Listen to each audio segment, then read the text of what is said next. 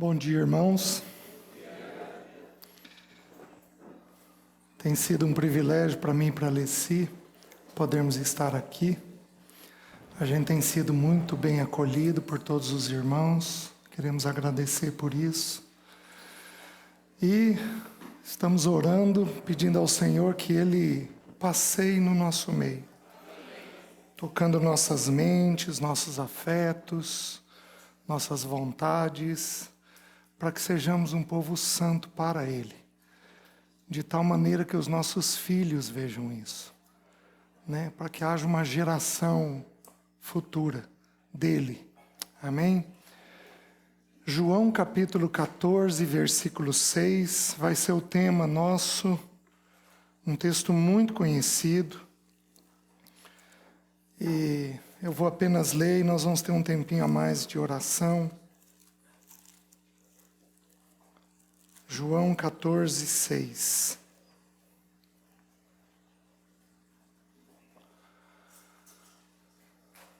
A palavra de Deus nos diz assim: Eu sou, respondeu-lhe Jesus, eu sou o caminho, a verdade e a vida. Ninguém vem ao Pai se não for por mim. Vamos todos juntos? Respondeu-lhe Jesus, eu sou o caminho e a verdade e a vida. Ninguém vem ao Pai senão por mim. Vamos de 2 em 2, se houver necessidade de 3 em 3, 4 em 4. Vamos levantar um clamor ao Senhor pelas nossas vidas, por mim que vou falar, pelos irmãos que vão ouvir. Vamos todos nós fazermos isso? Vamos lá. Senhor, visita o teu povo reunido neste lugar. Que o Senhor tenha liberdade no nosso meio. Que o teu Espírito Santo tome a tua palavra e aplique ela aos nossos corações.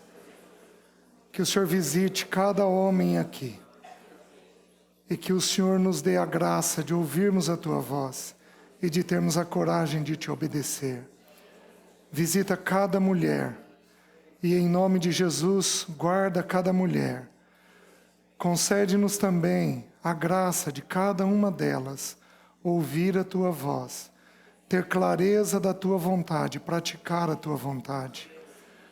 Visita aqueles irmãos que estão ouvindo, que não estão aqui, mas que estão ouvindo essa palavra. Guarda eles, guarda os nossos filhos que ficaram. Protege-os, guarda-os, ampara-os. E, Senhor, que seja um dia totalmente consagrado ao Senhor. Passeia no nosso meio, trazendo bênção e vida sobre nós. Nós oramos em nome de Jesus. Amém.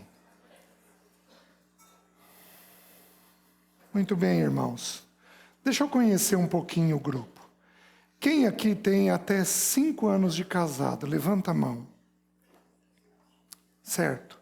Quem tem entre 5 e 10 anos de casado? Certo. Quem tem entre 10 e 20 anos de casado? Joia. Quem tem acima de 20 anos de casado? Isso. Oh.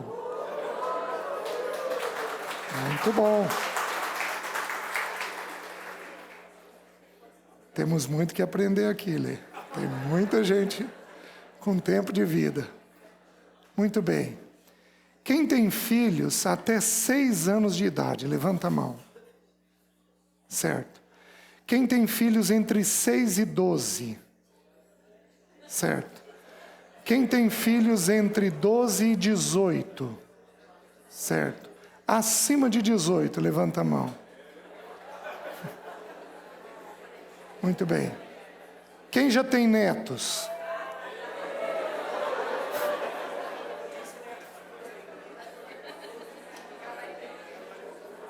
Muito bem.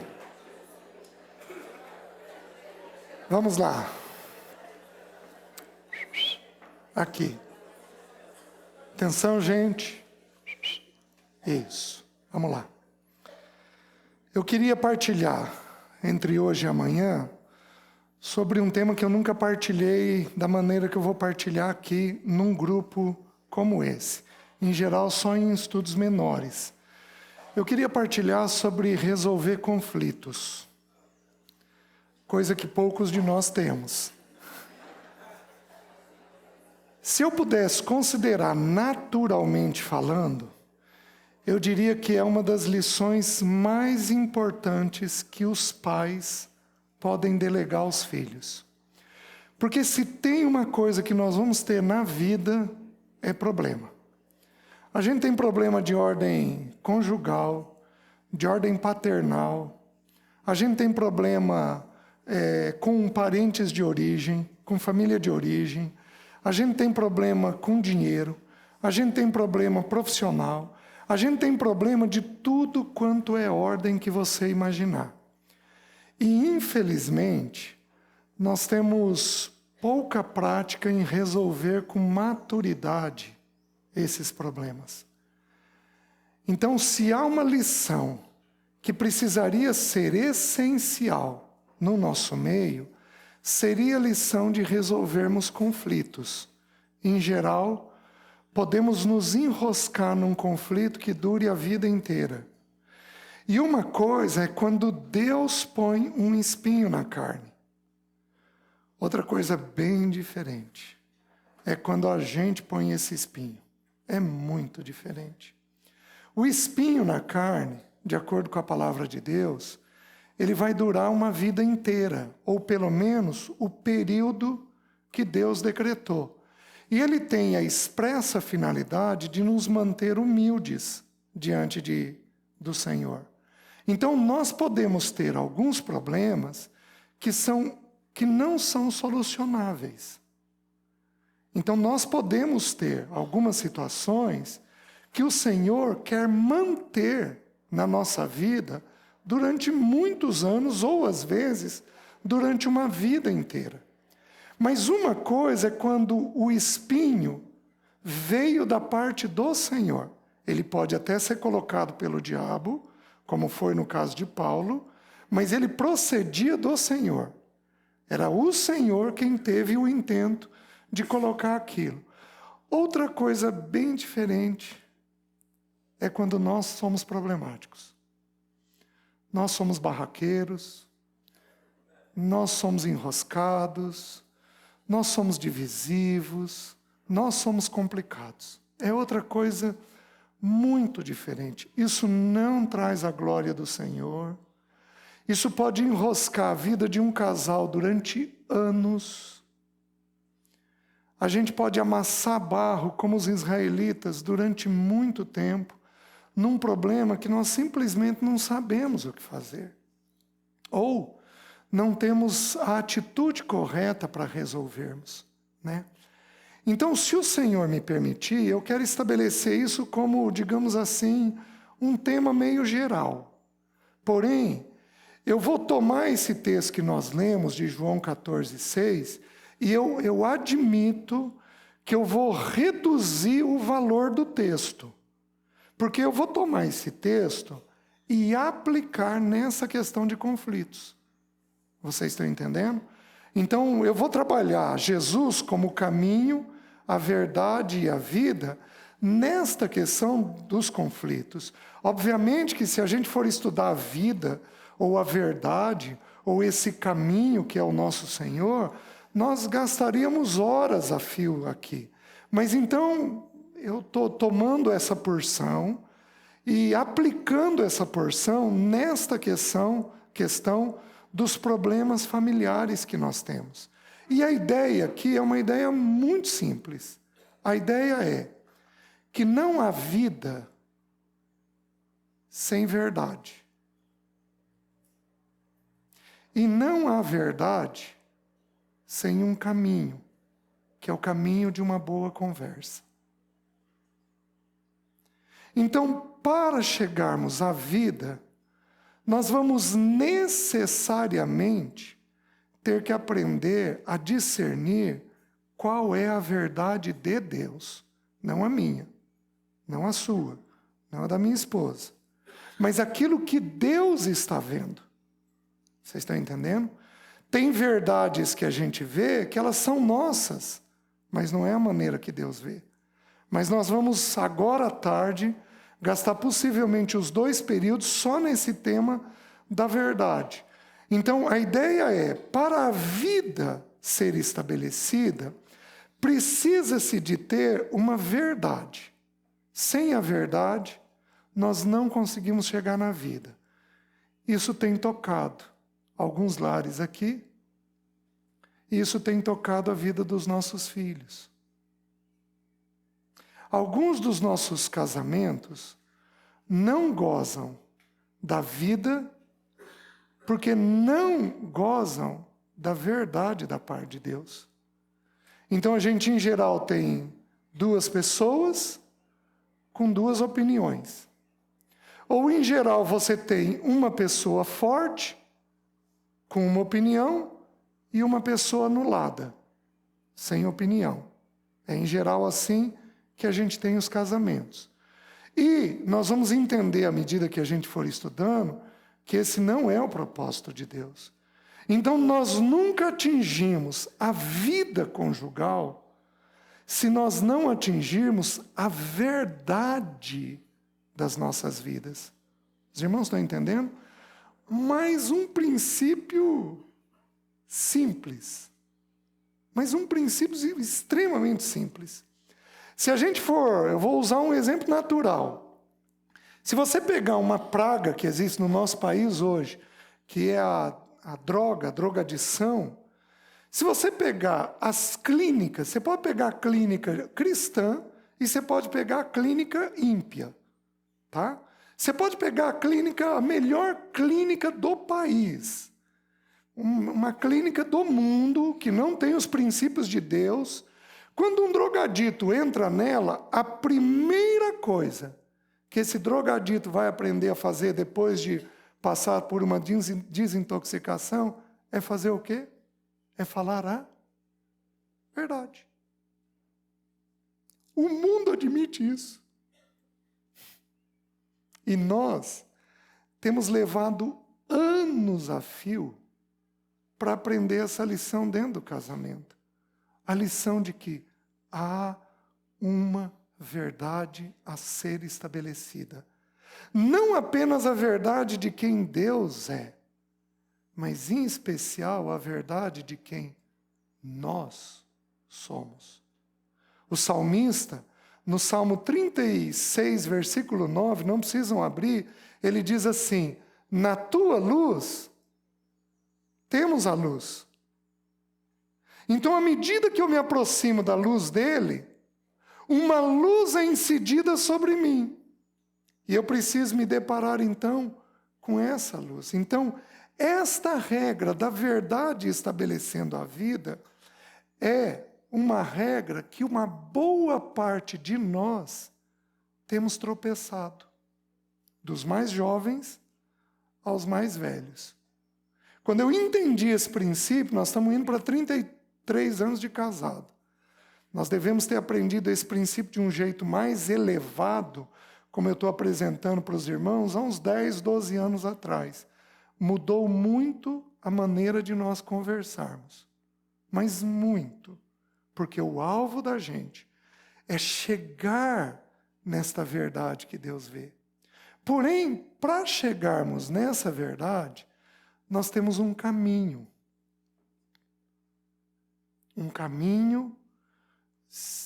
Eu estou reduzindo o valor do texto. De uma boa conversa. Então, alguns de nós precisamos aprender a sentar e a resolver os problemas que nós temos. Vocês estão entendendo? Resolver com graça, com clareza, da maneira certa, estabelecendo a verdade. E ao estabelecermos a verdade, gozarmos a vida de Deus. Então, eu vou fazer com os irmãos a ordem inversa do texto. Eu vou falar um pouquinho sobre a vida. Depois, à tarde, muito possivelmente, nós vamos falar sobre a questão da verdade. E amanhã de manhã, nós vamos falar sobre esse princípio da conversa dentro do casamento, certo? Então, essa é a ideia central.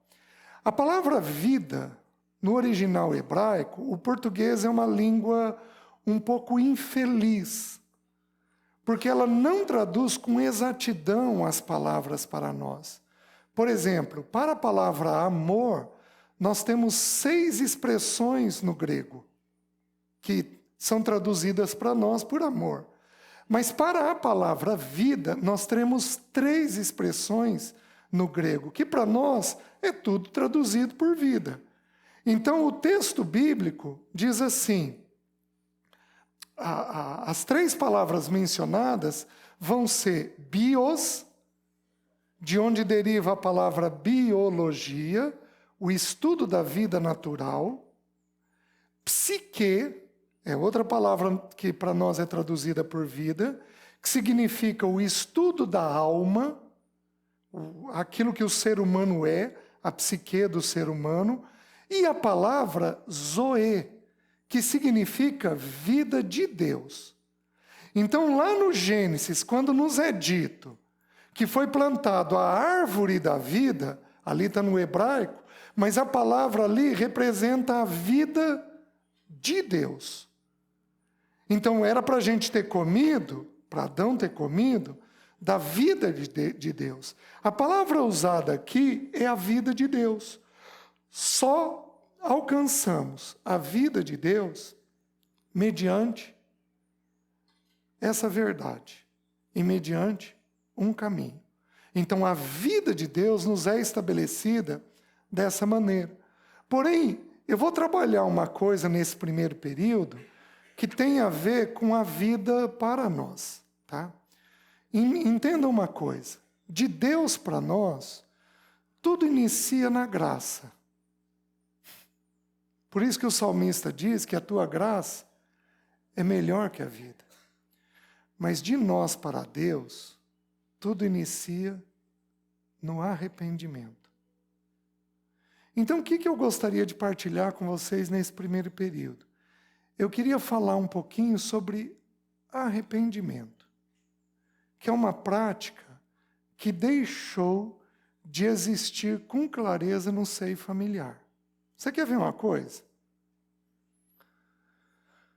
Você pecou esse ano contra o seu parceiro? Então, nós estamos aí no final do mês 10. É possível que tenha um outro irmão aqui que tenha tido uma conduta como dizem.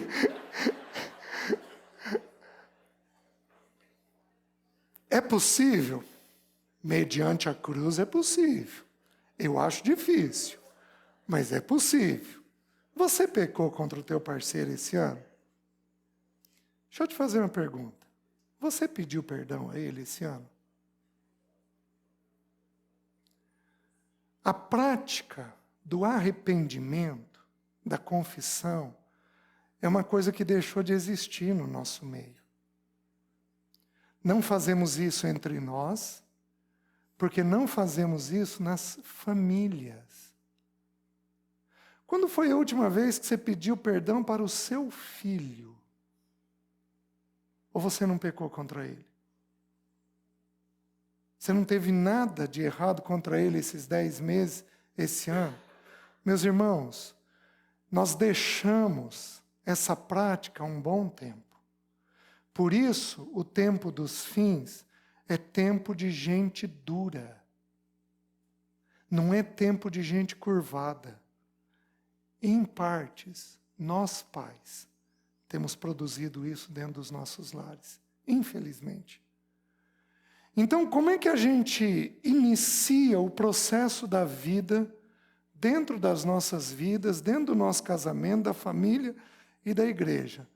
Nós iniciamos com a atitude do arrependimento. Então eu quero, dentro do possível, estudar essa palavra com os irmãos numa porção no Velho Testamento e numa porção no Novo Testamento. Então eu quero dar uma olhadinha no que a Bíblia tem a dizer para nós a respeito dessa expressão. Para nós é ensinado que arrependimento é metanoia, mudança de mente. Então eu estou indo numa direção, eu paro aquela direção e eu resolvo ir numa outra direção. Para nós foi ensinado que metanoia é isso. E isso é no grego. Porém, nós vamos começar lá no hebraico. Abra, por favor, em Gênesis.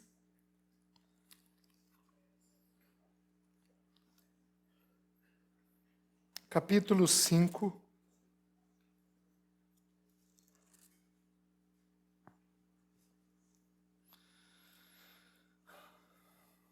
Versículo 28. Diz assim: Lameque viveu 182 anos e gerou um filho.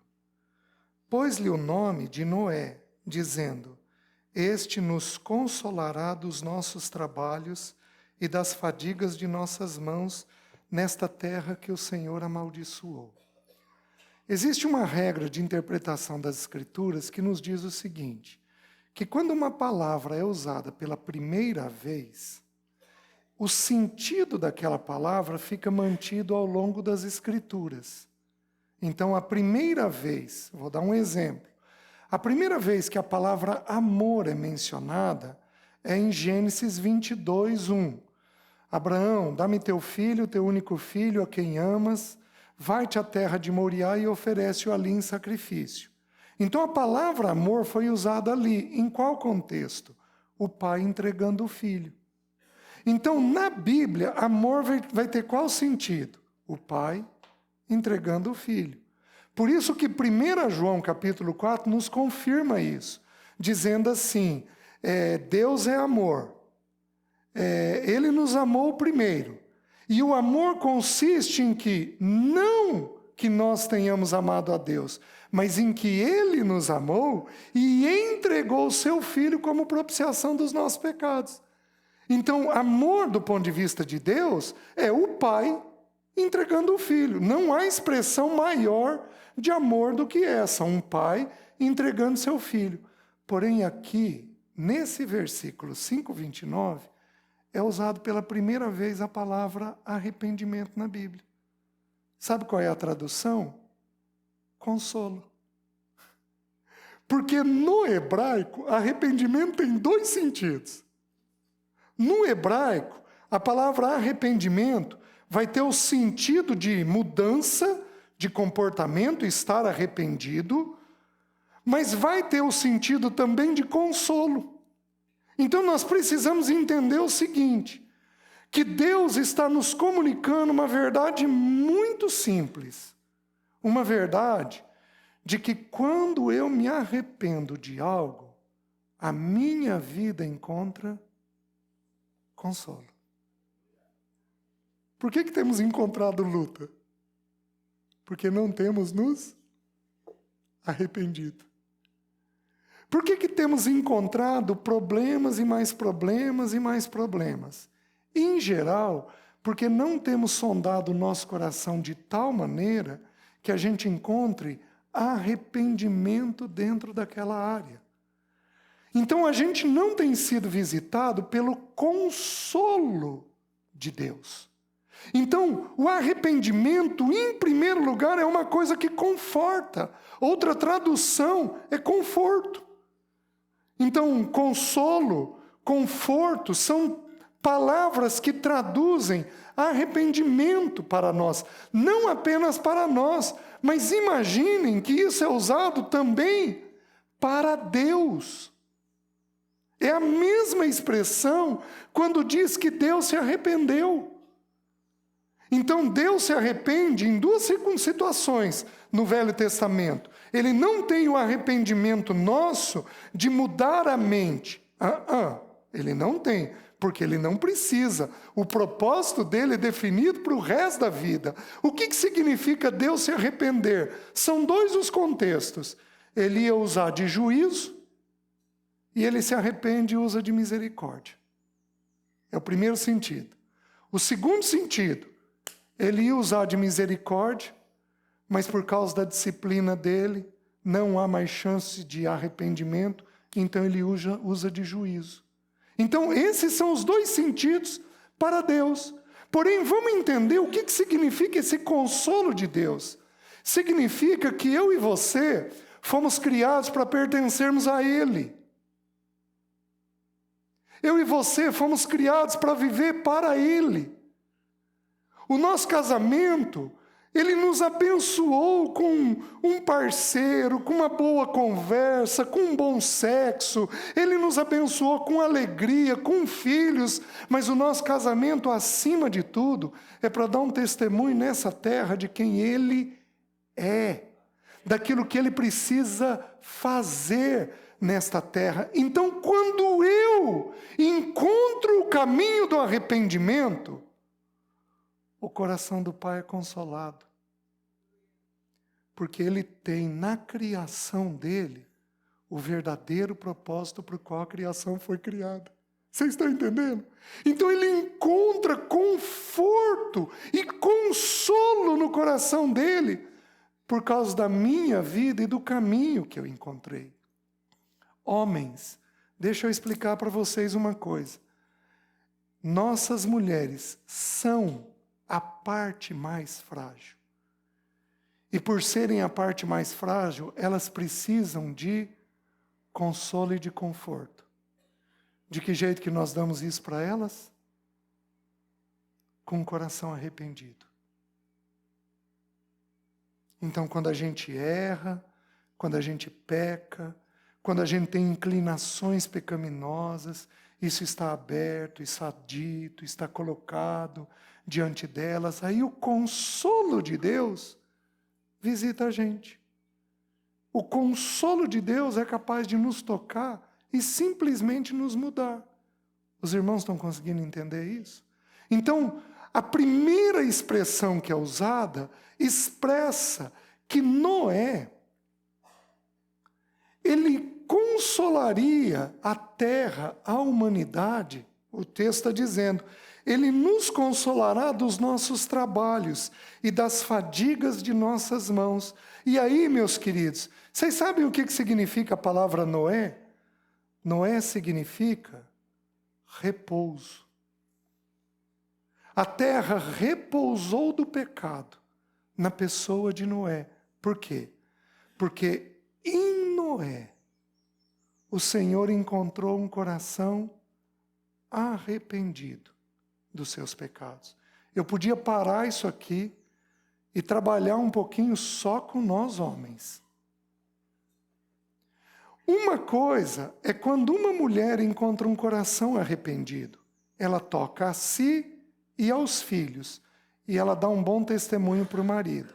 Mas, meus queridos, é outra coisa completamente diferente quando um homem encontra um coração arrependido. Porque entendam o que eu vou falar. Salvaguardando no jugo desigual, quando uma mulher é casada com uma mulher crente, é casado com um homem ímpio, ou um homem crente é casado com uma mulher ímpia, salvaguardando no jugo desigual, a mulher não tem o poder de santificar o marido, mas nós temos o poder de santificar nossas mulheres. Então, quando um homem encontra um coração arrependido, ele tem um efeito cascata.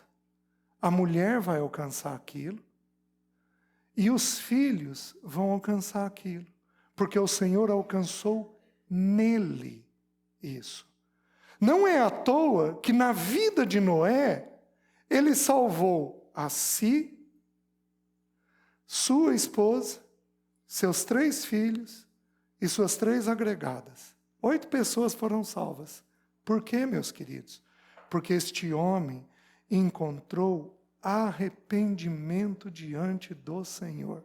Isso nos fala e nos fala muito. Você tem filho sob risco? Você tem filho aí de 12 anos para frente que está querendo manifestar um caminho meio perigoso? Você tem filho quieto demais que pode manifestar uma expressão de pecado indevido? Você tem filho falante demais que já está evidenciando que quer trilhar um caminho ou outro? Meus queridos, é com urgência que nós precisamos encontrar esse coração arrependido. Mas é com urgência, porque se encontrarmos, nós podemos repetir a história de Noé. Então, nós homens temos que ser chamados a isso. Os irmãos estão conseguindo entender? Mas não apenas isso. A gente avança um pouquinho e a gente tem a segunda expressão. Gênesis 6:6 diz assim, o 6:5, viu o Senhor que a maldade do homem se havia multiplicado,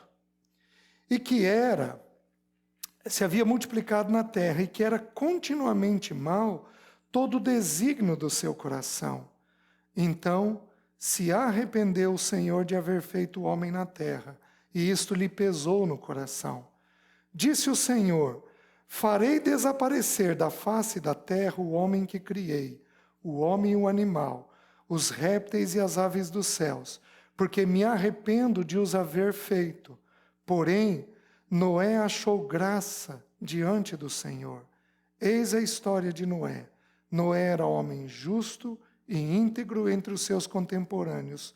Noé andava com Deus. Então, o que Deus encontrou? Deus teve arrependimento. Por quê? Porque a criação dele não existia dentro do propósito dele. Se eu voltar ao texto e ler o versículo 4, diz que esses homens eram valentes, homens de renome. E, meus queridos, Deus não procura homens valentes, no sentido do pecado, nem homens de renome. Deus procura homens arrependidos, que Ele possa tomar e usar segundo a vontade dEle. A questão é, o que nós vamos fazer com as suas tendências pecaminosas? Vamos fazer um exercíciozinho. Homem, levanta na mente um pecado da sua esposa. Da sua esposa. Levanta na mente um pecado dela. Levantou? Tá fácil?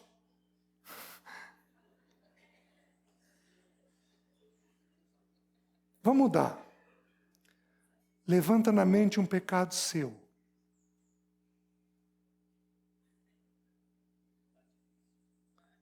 Tá difícil de achar, irmão? Oi? Só um tá difícil.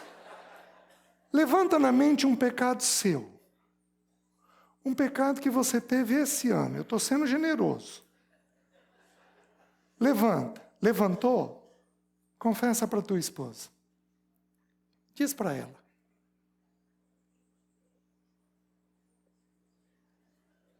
Tá difícil?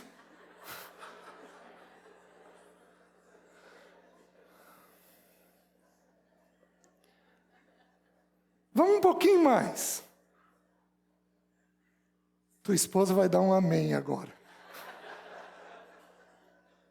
Levanta uma tendência, homem, é com você. Levanta uma tendência pecaminosa da sua família de origem. Um pecado que a sua família de origem tem que respingou em você. Levanta esse pecado. Levantou? Fala com a sua esposa.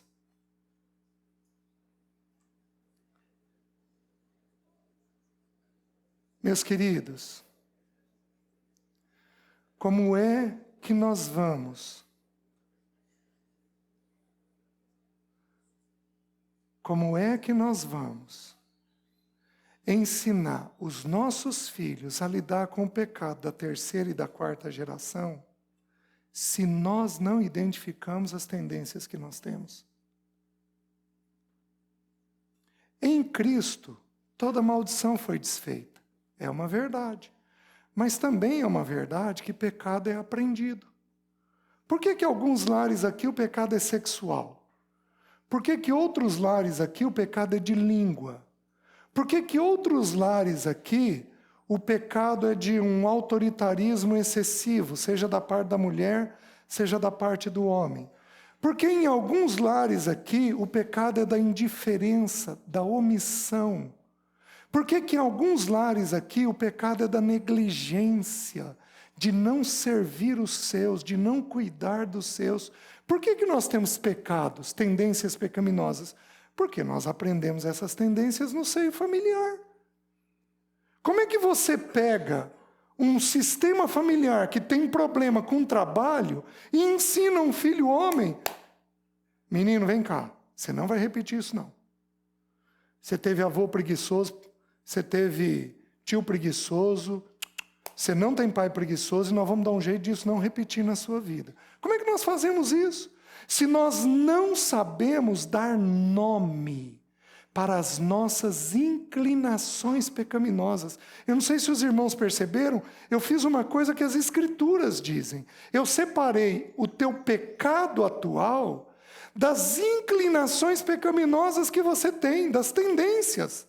Há manifestações diárias de pecado em nós, mas existem também tendências pecaminosas dentro de nós, que, meus queridos, se nós não soubermos identificar, nós estamos sob risco. E o que acontece? As famílias não fazem mais isso. As famílias não viram e não avaliam o seu próprio sistema familiar, julgando o seu próprio sistema familiar. Meus queridos, se nós entendemos, segundo aos Coríntios, quando diz que todos nós compareceremos perante o tribunal de Cristo, e essa palavra tribunal é tirada de um original, que significa plataforma elevada, que significa o ancião da família, a pessoa mais velha da família, chamando toda a família e julgando a família. No tribunal de Cristo, o Pai Celeste estará diante de nós, nos chamando e nos julgando. Não será um tribunal para condenação, porque nós estaremos salvos, mas será um tribunal familiar. Um pai adequado julga os pecados da casa. Se Deus Pai fará isso, a melhor forma de comparecermos perante esse tribunal é quando nós, como homens, como mães, fazemos isso já. Julgando o nosso pecado já. Daí a beleza da ceia. Julgue cada um a sua própria vida, e assim coma do pão e beba do cálice. Oh, meus queridos, é com urgência que a prática do arrependimento precisa voltar a nós.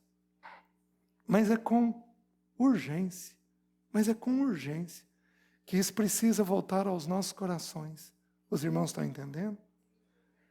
Então, aqueles lares que aprenderam a julgar a sua própria vida, suas inclinações, seus pecados, a mostrarem para o seu parceiro o poder maravilhoso da cruz. O poder maravilhoso da cruz, o poder transformador da cruz. Agora, se eu tivesse no encontro com os filhos dos irmãos, com os meus filhos juntos, sabe qual seria o problema? O problema seria que os nossos filhos não têm visto o poder da cruz dentro de nós. Porque nós temos repetido ano após ano os mesmos pecados. Os nossos filhos interpretam de que jeito? Interpretam que a cruz não é poderosa para nos libertar, o que não é uma verdade. E isso os desanima na fé, porque eles não têm visto o frescor, o consolo, o conforto que o arrependimento traz para nós. Os irmãos estão entendendo? Que o Senhor encontre Noés no nosso meio. Amém, irmãos? E que a gente busque este conforto, este consolo, para a glória do Senhor. Mas vamos um pouquinho mais. Abram no Novo Testamento. Deixa eu mostrar para os irmãos no Novo Testamento.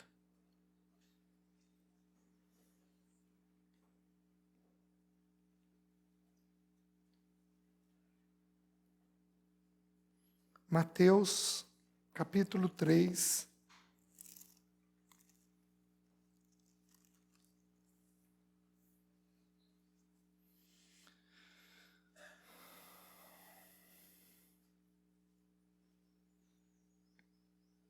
A primeira vez que aparece a expressão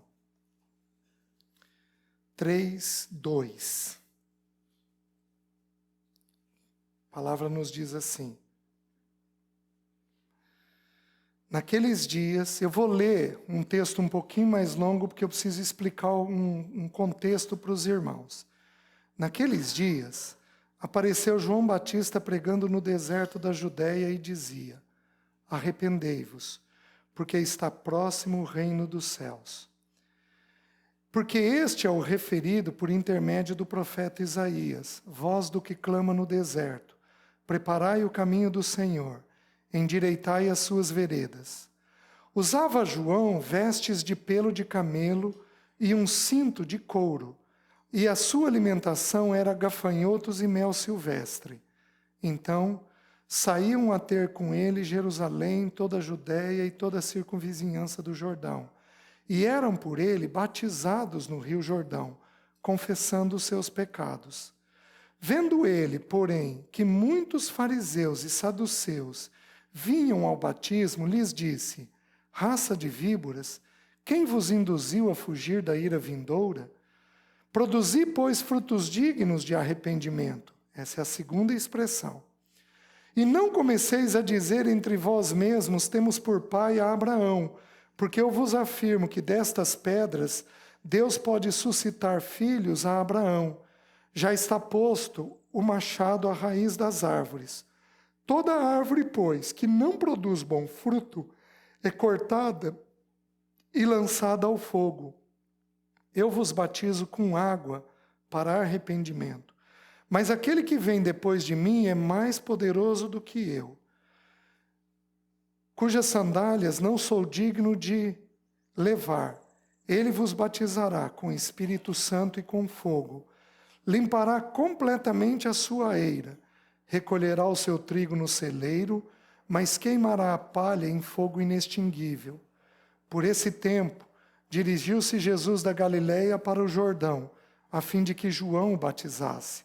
Ele, porém, o dissuadia, dizendo: eu é que preciso ser batizado por ti, e tu vens a mim? Mas Jesus lhe respondeu: deixa por enquanto, porque assim nos convém cumprir toda a justiça. Então ele o admitiu. Batizado Jesus, saiu logo da água, e eis que se lhe abriram os céus, e viu o Espírito de Deus descendo como pomba vindo sobre ele. E eis uma voz dos céus que dizia: este é o meu Filho amado, em quem me comprazo. Deixa eu parar aqui. O texto é muito profundo. Então, eu vou de forma muito simples tirar uma porção ou outra apenas do texto. O texto diz que João estava batizando com água para arrependimento. A palavra arrependimento no grego significa metanoia, que é mudança de mente, metanoia. São duas expressões juntas que significam mudança de mente. Mas o dicionário Vini, ele traz uma expressão curiosa ao estudar essa expressão. Ele diz que essa expressão, quando você estuda um pouquinho mais profundamente a raiz da palavra, essa expressão vai significar perceber depois. Que é exatamente o que ocorre com a gente quando a gente se arrepende. A gente se arrepende de que maneira? Percebendo depois. Mas, meus queridos, Jesus se submeteu a um batismo de arrependimento. Mas como é que você busca arrependimento naquilo que é perfeito? Jesus precisava de arrependimento em quê? Se ele era o santo de Deus, o perfeito de Deus. Mas Jesus, do meu ponto de vista, ele nos ensina uma lição maravilhosa aqui. 3 anos depois disso daqui, o pecado meu e seu seria colocado no ombro do nosso Senhor. Jesus fez o quê? Se arrependeu antes. Aqui está a diferença quando nós entendemos as inclinações pecaminosas que nós temos. Eu vou explicar isso para vocês citando um texto. O texto de 1 João 1,9, que nós conhecemos bem: se confessarmos os nossos pecados, ele é fiel e justo para nos perdoar os pecados e nos purificar de toda injustiça. Eu vou separar esse texto para os irmãos. Quando eu confesso, Ele perdoa o meu pecado, mas não apenas isso. Ele tira também a injustiça. Ele tira aquela inclinação que o meu coração tem. Vocês estão entendendo? Eu venho de um lar com tendências pecaminosas. Meu pai teve algumas que eu herdei. Minha mãe teve algumas que eu herdei. Eu sou o primeiro convertido da minha casa. Um amigo meu diz que carne dura vem para a panela primeiro. Então ele disse: César, essa é a tua história. Carne dura tem que vir antes. Tem que ficar mais tempo na panela. E eu, possivelmente, é bem assim mesmo. Né? E eu convivi com o pecado. O Senhor ganhou meu coração aos 15 anos de idade. Aos 15 anos de idade eu já tinha inclinações pecaminosas, mas muito bem definidas dentro de mim. Quando você consegue, pela graça de Deus, queridos, eu não quero que você caia no que a Bíblia diz de genealogia. Não, porque o meu avô teve, o meu bisa teve, o meu tátara teve, então eu tenho que me arrepender do pecado deles. Isso daí é bobagem, isso daí não existe. O que existe é nós discernirmos as tendências pecaminosas que nós temos e nos sujeitarmos à cruz do nosso Senhor. Então não é para ninguém começar aqui a fazer genealogia. Não, é para você entender as inclinações pecaminosas que foram aprendidas desde a infância. Porque todos nós os tivemos. Alguns dos irmãos aqui nós fomos colonizados, o Sul foi colonizado por europeus. Alguns dos irmãos aqui são rígidos. E uma rigidez que beira o legalismo. Isso é pecado, porque isso fere frontalmente a graça de Deus. Alguns dos irmãos aqui são trabalhadores em excesso, trabalham demais, servem demais, e isto é pecado, porque o serviço é uma expressão da nossa vida, mas não é a única expressão. Os irmãos estão entendendo? Algumas irmãs aqui são feridas, machucadas. Algumas irmãs aqui têm medo. Não que os homens não tenham. Têm medo, são assustadas e não conseguem desenvolver o amor. Por quê? Porque o pecado, porque o medo, o sentimento do medo atingiu um ponto que gerou um pânico. Que gerou uma proporção tão grande dentro da mente. Como diz 1 João 4:8, no amor não existe medo, antes o perfeito amor lança fora todo medo. Ora, o medo produz tormento. Alguns de nós aqui, das irmãs, são tomadas por um medo que virou tormento, e aí elas caem em pecado. Qual pecado? O pecado de não amarem. Não tem um amor adequado por seus filhos, por seu marido. Por quê? Porque o medo impede. Ora, o medo produz tormento. Logo, aquele que teme não é aperfeiçoado no amor. Alguns dos lares aqui não avançam em amor porque têm um sentimento do medo de tal forma que esse sentimento virou pecado, virou tormento. Têm maus pensamentos, enxergam tragédia, são assustados, são tensos o tempo inteiro, e com isso comprometem o desenvolvimento familiar. Meus queridos, Jesus, Ele nos ensina a lidar com essas inclinações que temos. Quando você aprende a entender as suas inclinações, você consegue lidar com as suas tendências, com seus pecados, antes.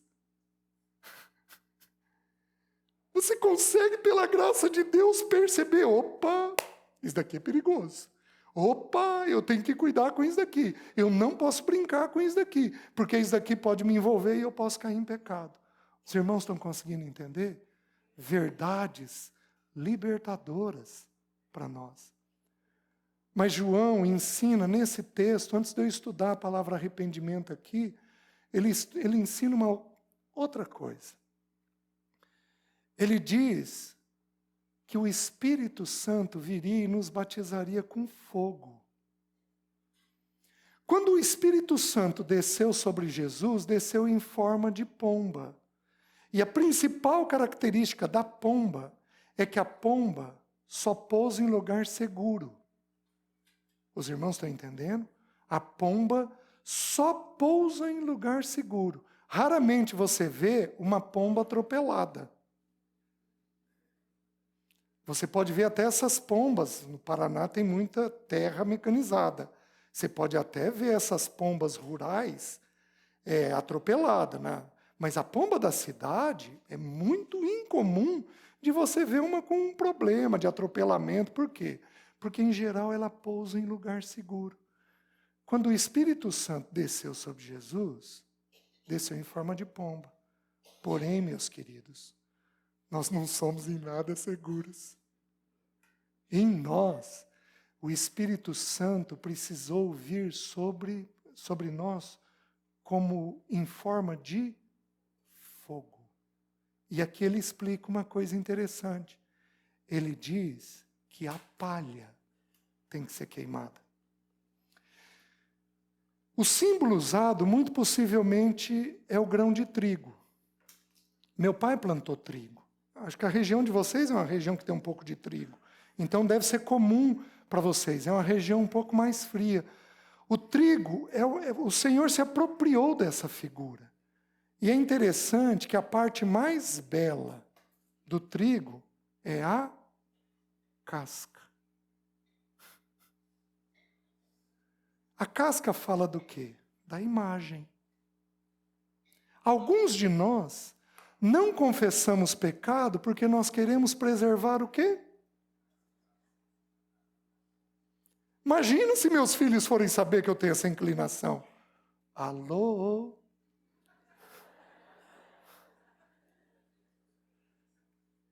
Você acha que teus filhos não sabem?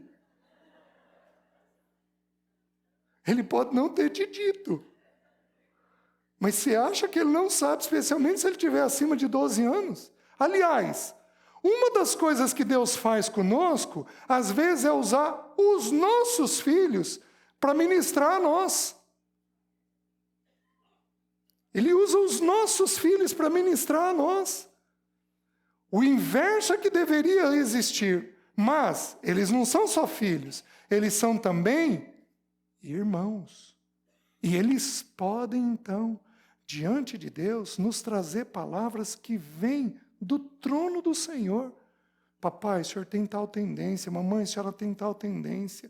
E quando nós não julgamos os nossos pecados, é isto que eles vão tender a fazer conosco. Meus irmãos, nós precisamos parar de proteger a nossa imagem.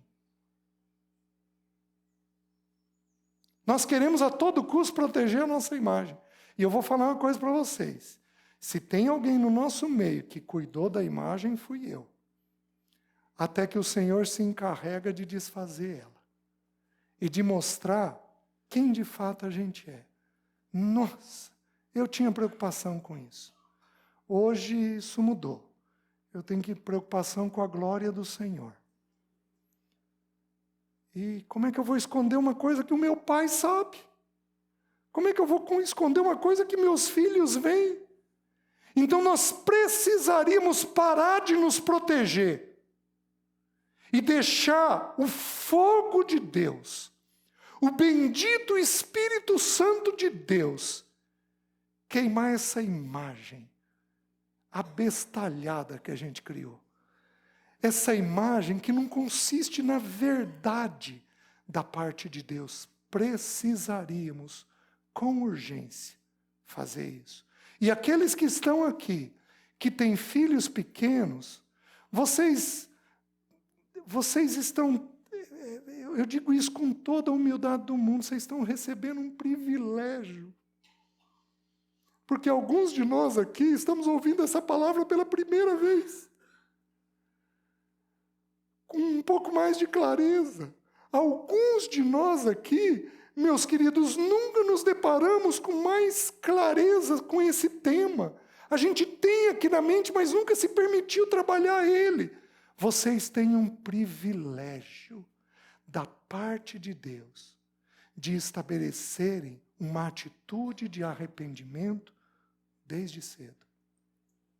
Porém, o que esse texto nos ensina sobre a palavra arrependimento? A primeiro versículo 2 diz assim: arrependei-vos, porque está próximo o reino dos céus.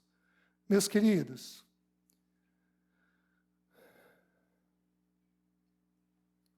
o reino, eu suponho que é uma coisa que os irmãos já estudaram em tempos antigos. Pelo menos eu conheço irmãos daqui que já me mencionaram isso. Acho que os irmãos tiveram Christian Shen aqui já. Foi um estudo que o Christian Shen estudou muito no nosso país. O reino dos céus é um assunto que eu espero que seja um pouco mais claro. O reino dos céus é diferente do reino de Deus.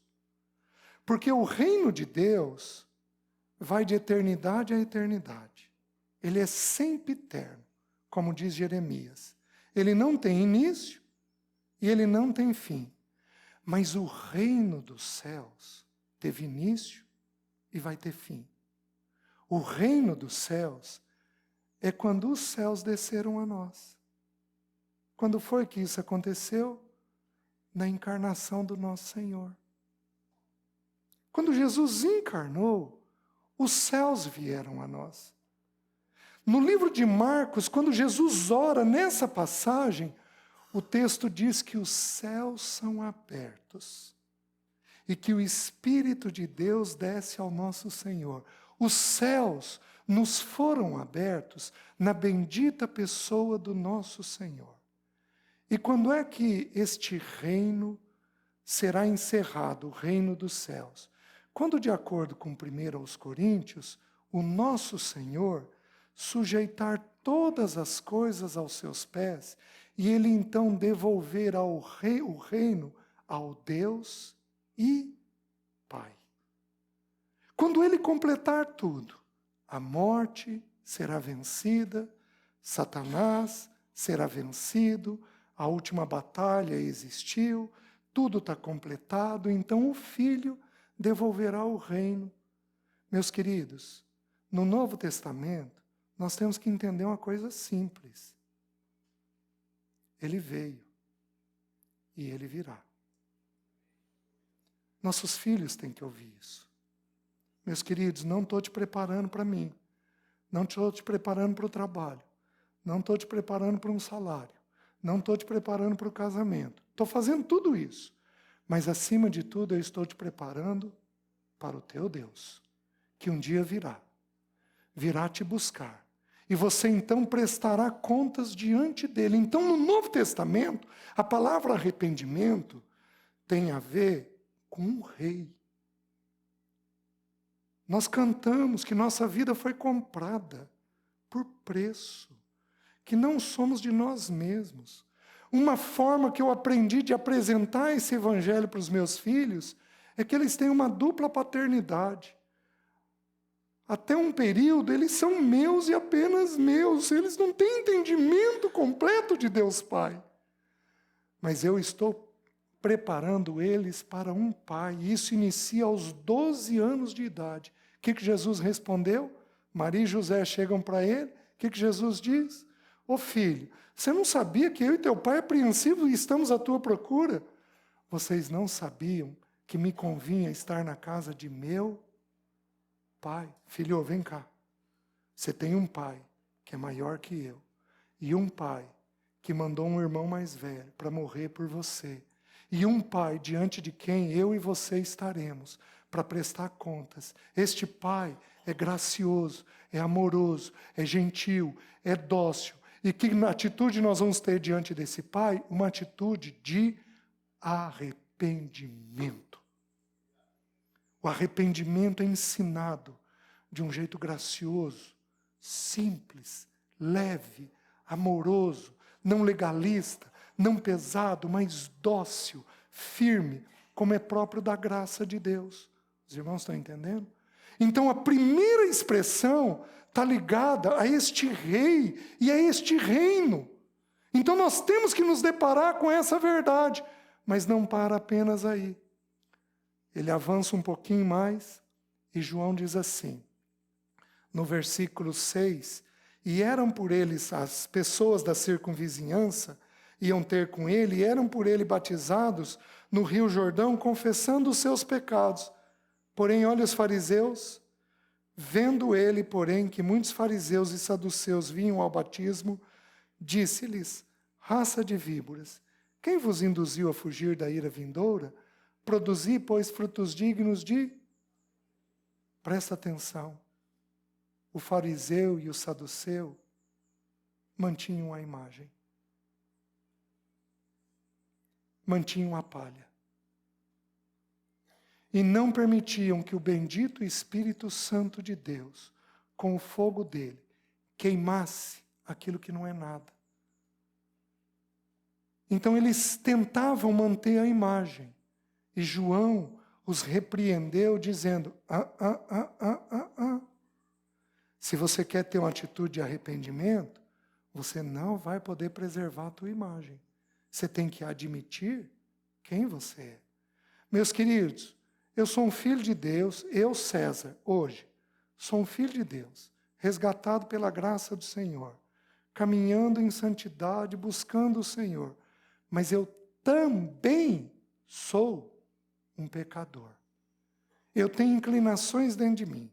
Se você tirar Cristo de dentro de mim, vai sobrar um homem beirando a loucura.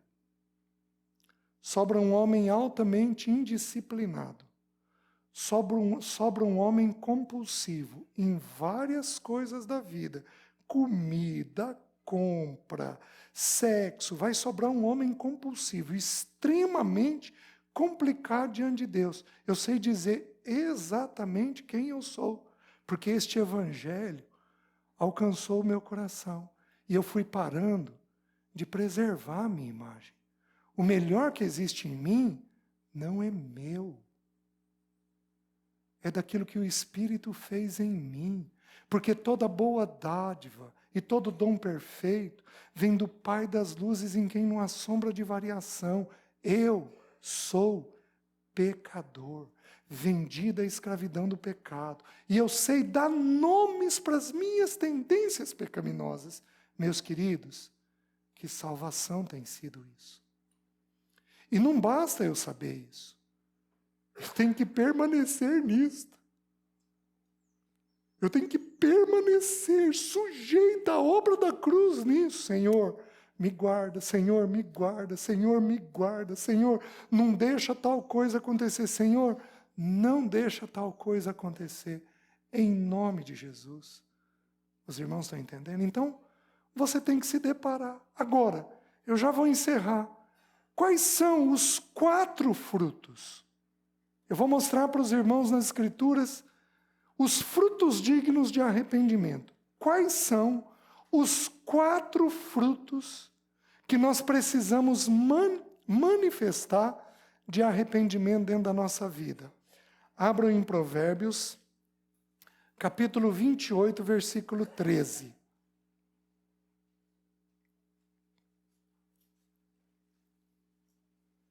Provérbios 28, 13. Olha o que o texto diz. O texto diz assim: o que encobre as suas transgressões jamais prosperará, mas o que as confessa e deixa alcançará misericórdia. 2 frutos aqui. Primeiro, pecado precisa ser confessado. Não tem jeito. Pecado precisa ser confessado. Mas ele não pode ser apenas confessado, ele tem que ser confessado e deixado. Mas o que confessa e deixa alcançará misericórdia. É muito interessante, o pecado nos estragou muito. Porque nós temos mais preocupação com o que o parceiro vai pensar de nós do que o que o Deus pensa de nós. E aí Deus amarrou a gente numa regrinha simples. Ele diz que eu sou perdoado quando eu confesso a Deus, mas que eu sou curado quando eu confesso ao outro. Aí Tiago vai dizer uma verdade simples: confessai, pois, as vossas faltas uns aos outros e orai uns pelos outros para serdes Não tem jeito. E aí o texto continua, Tiago 5,16. E aí o texto continua e diz assim: muito pode por sua eficácia a súplica de um justo. Meus queridos, nós precisamos, nós vamos ter aqui no nosso meio irmãos que naquela área que a gente peca são irmãos íntegros, corretos, santos. Oh, meus irmãos, nós precisamos procurar os justos no nosso meio. Irmão, vem cá, eu preciso me abrir. Se você não tem liberdade de falar com sua esposa, então, calma, procure um irmão sigiloso, quieto. Aliás, sabe por quê os irmãos procuram mais os psicólogos do que os líderes? Porque, em parte, eles perderam confiança.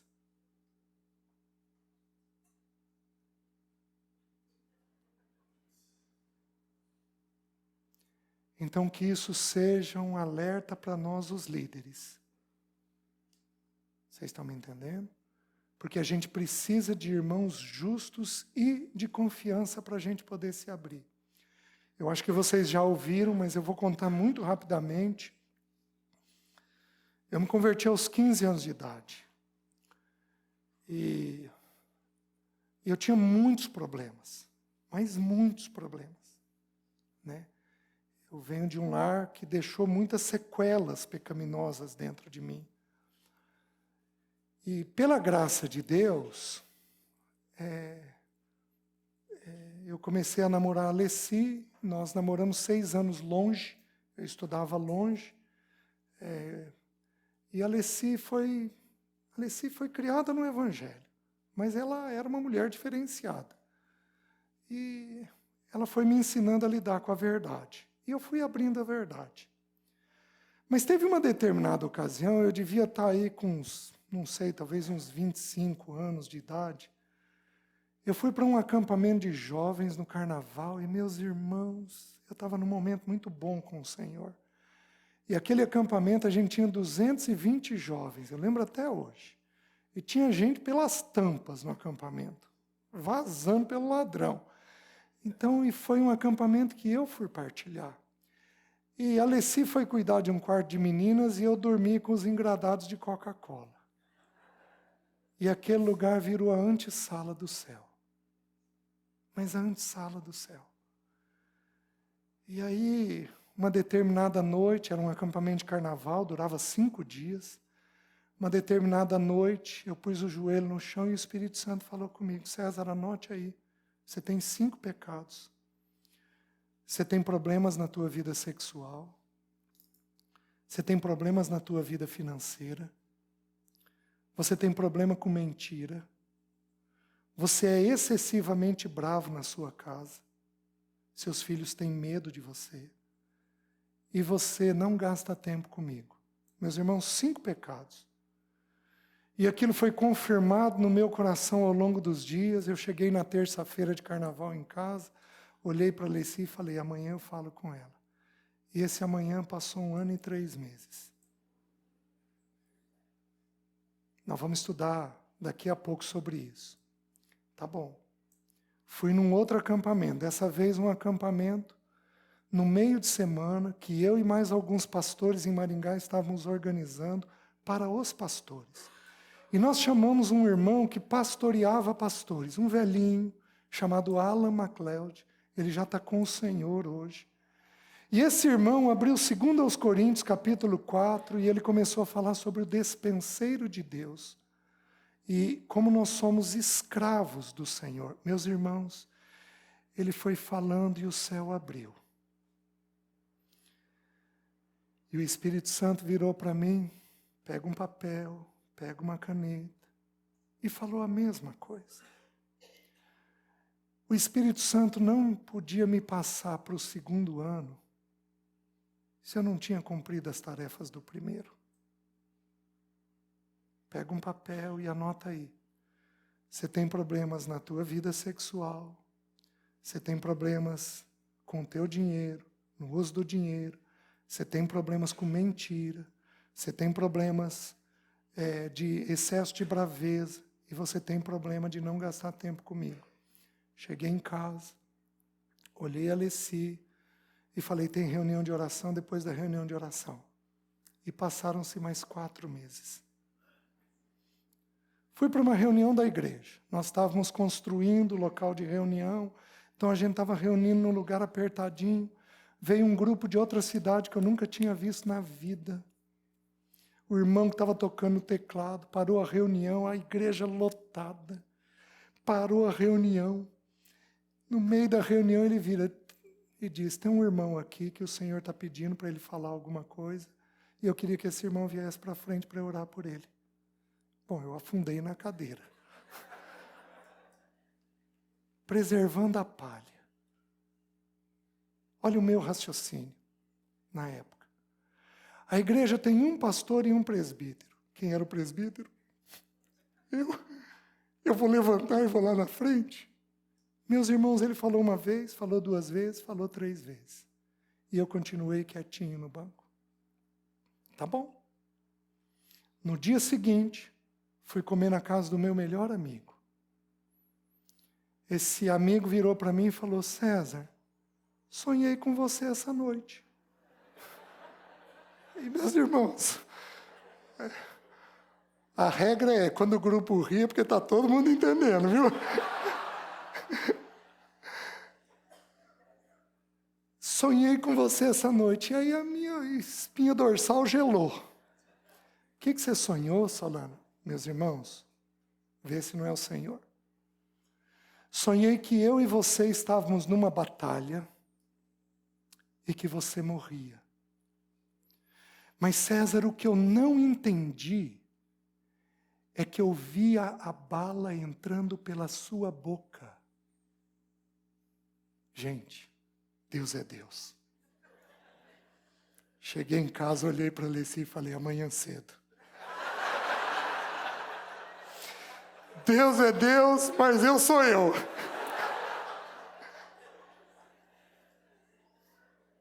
Passaram-se mais 3 meses.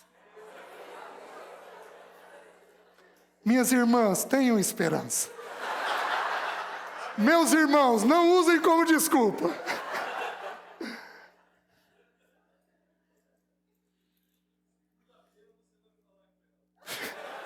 Segunda-feira, meus queridos,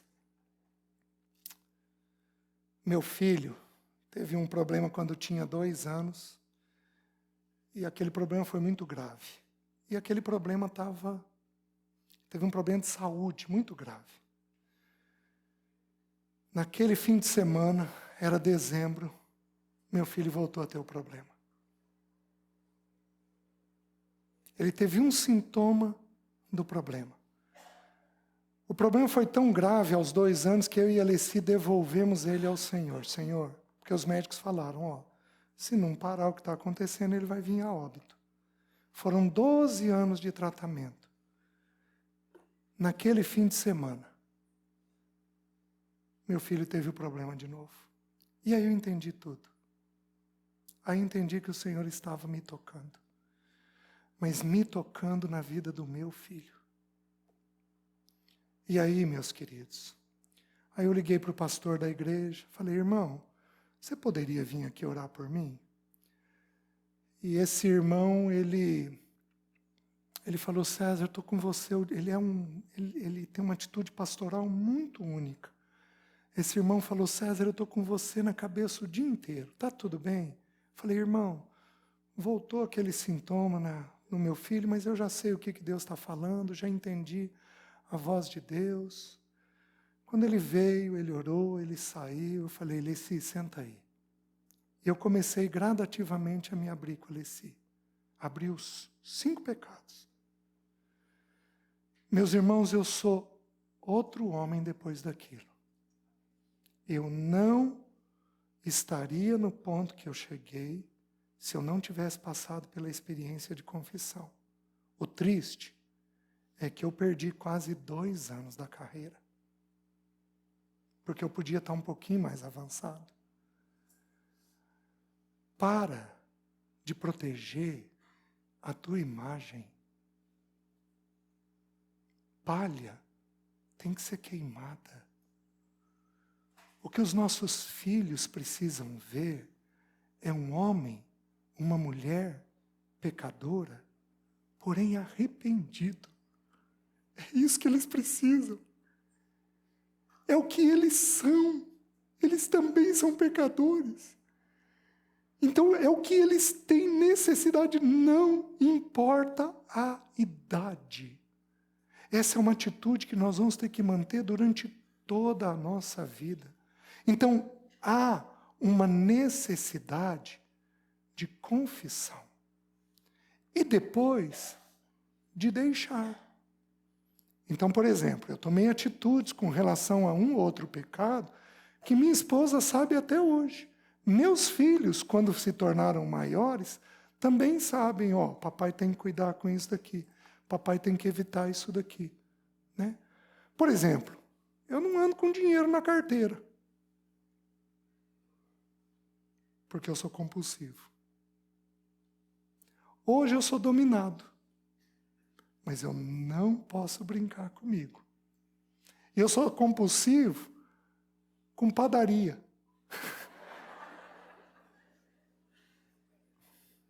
Passei muita vontade de comer coisa na faculdade. Nossa! Aí não passo mais vontade. Mas pecando. Isso também está errado. Aliás, comida é tema de ansiedade. Jesus falou, não andeis ansiosos quanto ao que haveis de... Meus queridos, a gente aprende a tomar posição diante de determinados assuntos na nossa vida. Então você tem que confessar e aí então tomar atitudes de deixar. Agora eu preciso fazer um alerta, especialmente para os homens. Tenham sensibilidade. Não vai virar para a tua esposa, senta aí. Preciso te contar de 5 adultérios ao longo da minha vida. Você não vai fazer uma coisa dessa. Você, por favor, não vai falar com ela grávida, não vai falar com ela num ciclo menstrual. Você, por favor, tenha sensibilidade, né? Tem determinados pecados que, se você não tiver clareza, quando ri é porque é para a gente entender. Os irmãos estão entendendo, né? Você, por favor, se for um pecado mais delicado, procura um irmão mais velho, um irmão de segurança, um justo, abre com ele, ora com ele, busca textos bíblicos sobre aquilo, e então, no tempo certo, na hora certa, vai lá e começa a abrir os seus pecados. Né? As mulheres, as irmãs, vocês têm um pouco mais de facilidade do que nós. Vocês lidam com dor muito mais cedo. Então vocês têm mais coragem de dizer o que está ocorrendo com vocês. Deem um bom modelo para nós. Havendo um pecado vão, confessem, querido, minha casa tem essa inclinação, eu também estou repetindo esse pecado, eu preciso do trabalhar da cruz em mim. Então, vamos começar desse jeito. O que mais? E com isso eu encerro. Terceiro, fruto de arrependimento. Os dois são bem rápidos. Romanos capítulo 6, versículo 21. Romanos capítulo 6, deixa eu confirmar, acho que é o 21 mesmo. Versículo 20 e 21. Porque quando éreis escravo do pecado, estáveis isentos em relação à justiça. Naquele tempo, que resultado colhestes? Somente as coisas de que agora vos envergonhais, porque o fim delas é morte. Terceira atitude, vergonha. Nós somos constrangidos em vergonha. O Espírito Santo nos ensina a ter vergonha. A gente não é altivo, a gente não se defende, a gente tem vergonha daquilo que a gente fez. A vergonha é diferente do remorso. A palavra arrependimento e remorso precisa ser estudada. A palavra remorso, ela vai aparecer só 5 vezes no Novo Testamento. E a situação mais clássica é de Judas. A palavra remorso significa estar preocupado posteriormente com alguém ou algo. Judas quis preservar a imagem, a palha, a casca. Ele ficou preservado com a imagem que iam ter dele. Isso é remorso. No arrependimento, a gente tem vergonha. A gente tem aquela atitude que Jesus ensinou daquele homem orando e batendo no peito. Senhor, tem misericórdia de mim, porque eu sou pecador. Então a gente não tem medo de dizer, queridos, eu tenho pecado, esses pecados entraram em mim, eu preciso aprender a lidar com esses pecados. E a gente passa a ter vergonha por isso daí. A tradução da palavra vergonha no grego é vergonha. É quando a gente tem essa atitude. E a última coisa, o último fruto, 2 aos Coríntios, capítulo 7, versículo 10, um texto muito conhecido. Ele vai dizer, 2 aos Coríntios 7, 10. Ele vai dizer assim: porque a tristeza, segundo Deus, nos conduz ao arrependimento que a ninguém traz pesar, mas a tristeza, segundo o mundo, produz morte. Meus queridos, há uma tristeza que é segundo Deus. E hoje a gente precisa tomar muito cuidado, porque hoje nós queremos dar nome para tudo. A gente interpreta tristeza como depressão. E a tristeza é uma fase anterior. Se a pessoa não cuidar, ela pode até deprimir. Mas a tristeza é um sentimento natural da vida e deveria ser um sentimento natural da carreira cristã. Porque quando Deus nos visita, nos comunicando algo que está errado, você vai acordar com qual emoção? A emoção da tristeza. Porque a tristeza, segundo Deus, nos conduz ao arrependimento que a ninguém traz pesar. Alguns homens aqui, eles têm esse sentimento. Eles têm o sentimento de errarem e de se sentirem tristes com aquilo que fizeram. Porém, eles não têm o fruto da confissão. Eles não conseguem ir até a sua mulher e dizer, querida, vem cá. Eu estou extremamente envergonhado, eu estou triste daquilo que eu fiz. Me perdoa. Eles não conseguem avançar nos outros frutos. Então ele tem a tristeza, tem a vergonha, o que já é louvável, mas não é o suficiente. Nós precisamos ter a confissão e o deixar. O que encobre as suas transgressões jamais prosperará, mas o que as confessa e deixa alcançará. Por isso que o confessar e deixar, ele é tão significativo, porque ali sedimenta que o arrependimento foi alcançado. Ele começa com a tristeza e com a vergonha. Mas existe uma tristeza que é segundo o mundo. Que tristeza é essa? É a do remorso. É da preocupação com a imagem. Essa não é o que nós estamos procurando, porque no arrependimento o Espírito Santo vai queimar a palha. Amém? Do mesmo jeito que nós iniciamos, vamos encerrar essa sessão de 2 em 2 aí, vamos levantar a voz em oração.